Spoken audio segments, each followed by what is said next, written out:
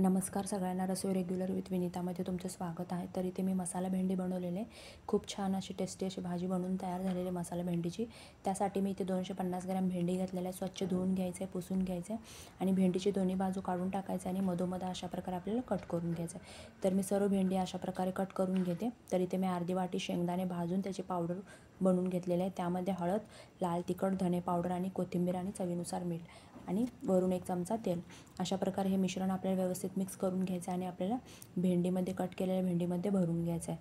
तर सर्व भेंडीमध्ये भरून झाल्यानंतर मी इथे गॅसवरती कढई ठेवलेले गरम करायला. त्यामध्ये 2 चमचे तेल, त्यामध्ये जिरे छान तडतडले की लसूण आणि भरून ठेवलेली आपली भेंडी व्यवस्थितपणे परतून घ्यायचं आहे. तर अशा प्रकारे परतून झाल्यानंतर त्यामध्ये थोडंसं हळद आणि अर्धा चमचा लाल तिखट तेही व्यवस्थितपणे मिक्स करून घ्यायचं आणि 1-2 मिनटासाठी आपल्याला वाफवून घ्यायचं आहे. तर इथे 2 मिनटं झालेले आहेत. वरून थोडीशी चवीनुसार मीठ आणि कोथिंबीर आणि तेही व्यवस्थित मिक्स करून घ्यायचे आणि भेंडी आपल्याला अजून 1-2 मिनटासाठी वाफवून घ्यायचं आहे. तर अशा प्रकारे आपली मसाला भेंडी बनवून तयार झालेली आहे.